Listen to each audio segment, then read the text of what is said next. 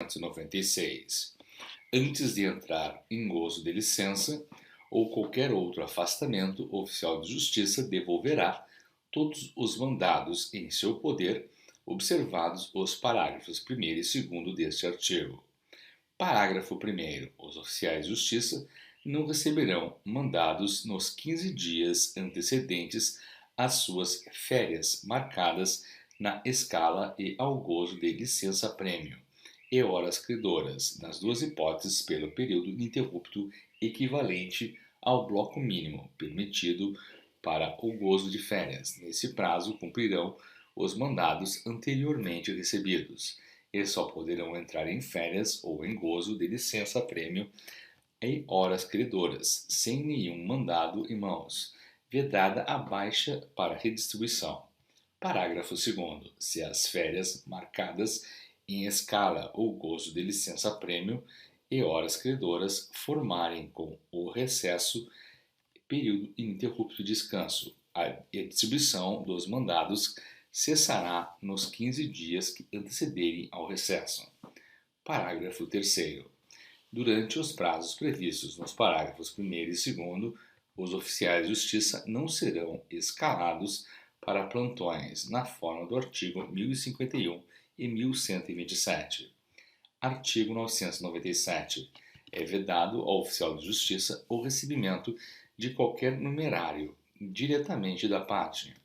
Artigo 998. As despesas em caso de transporte e depósito de bens e outras necessárias ao cumprimento de mandados, ressalvadas aquelas relativas à condução, serão adiantadas pela parte mediante depósito do valor indicado pelo oficial de justiça nos autos, em conta corrente à disposição do juízo. Parágrafo 1º. Vencido o prazo para cumprimento do mandado, sem que efetuado o depósito a referido no caput, o oficial de justiça o devolverá, certificando a ocorrência.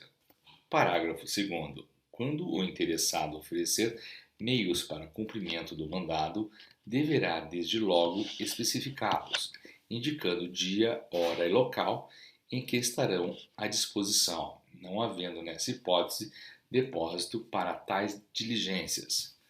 Artigo 999. A identificação do oficial de justiça no desempenho de suas funções será feita mediante apresentação de carteira funcional obrigatória em todas as diligências.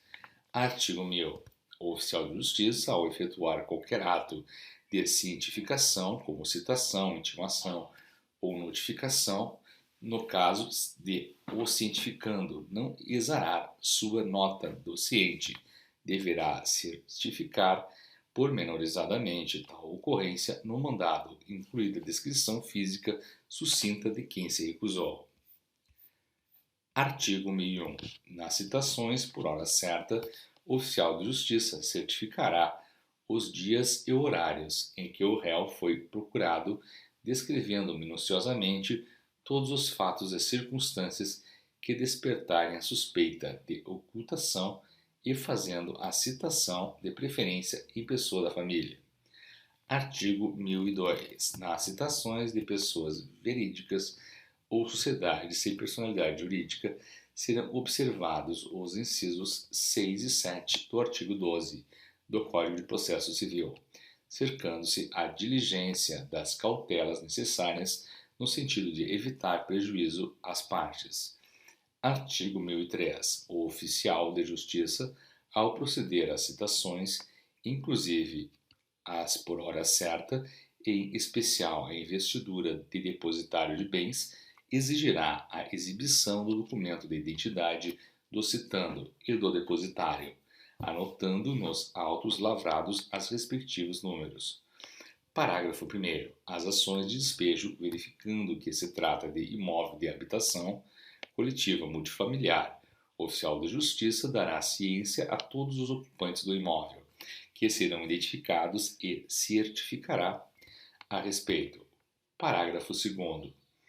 Nas ações possessórias em que figure no polo passivo grande número de pessoas, o oficial de justiça deverá efetuar a citação pessoal dos ocupantes que forem encontrados no local, os quais deverão ser procurados no local por uma única vez, certificando-se. Artigo 1004. Antes de o oficial de justiça certificar a impossibilidade da prática do ato, esgotará todos os meios de concretização, especificando na certidão as diligências efetuadas. Parágrafo único.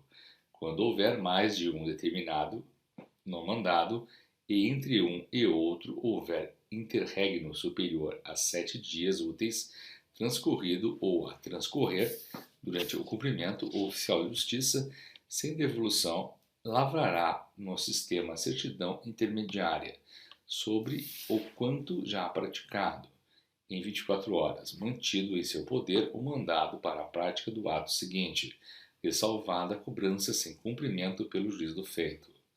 Artigo 1005. Considera-se não praticado para fins de ressarcimento de despesas o ato que infringir os requisitos estabelecidos neste capítulo. Artigo 1005-A. Os números de telefone celular dos oficiais de justiça que devem estar atualizados estarão em rol e ficarão à disposição de terceiros para agendamento de diligências que possam ou devam acompanhar na SADM ou onde houver no ofício judicial. Parágrafo único. O oficial de justiça poderá recusar o repasse do número de seu telefone celular a terceiros, por mensagem eletrônica ao chefe da SADM, ou onde não houver ao escrivão judicial.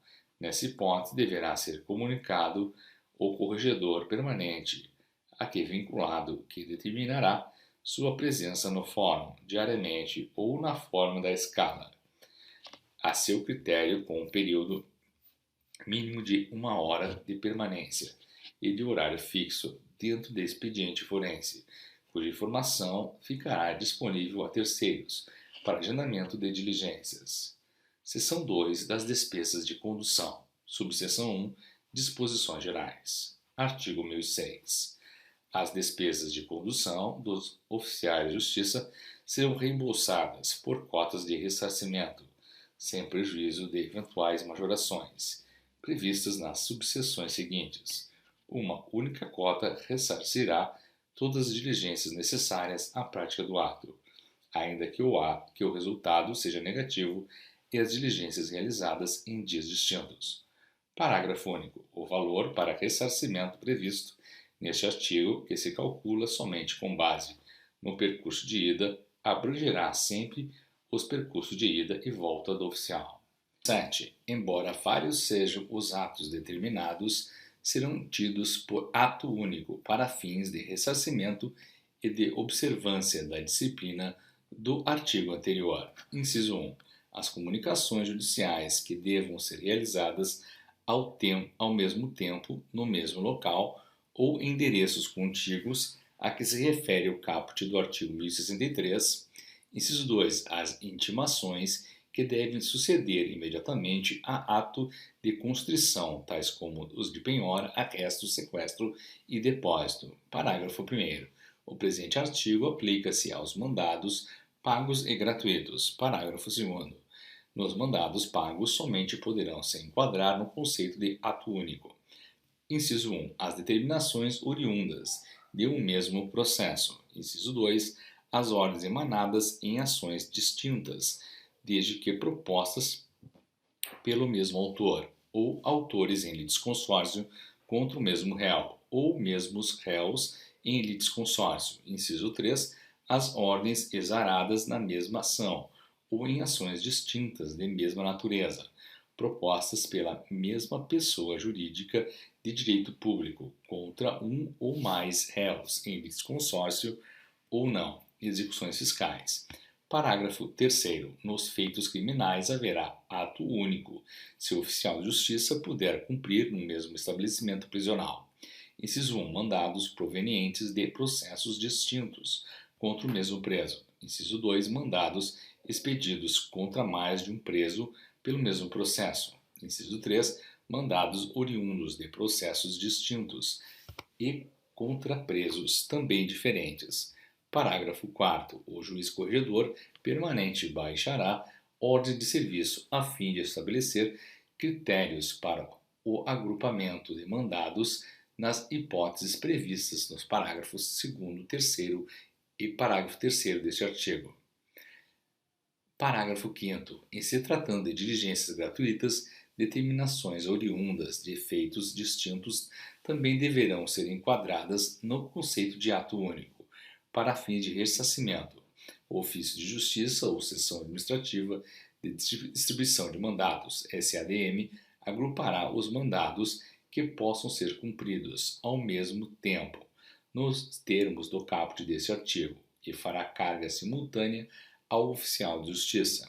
A devolução dos mandados, assim agrupados, ensejará margeamento único pelo oficial de justiça. Parágrafo 6º.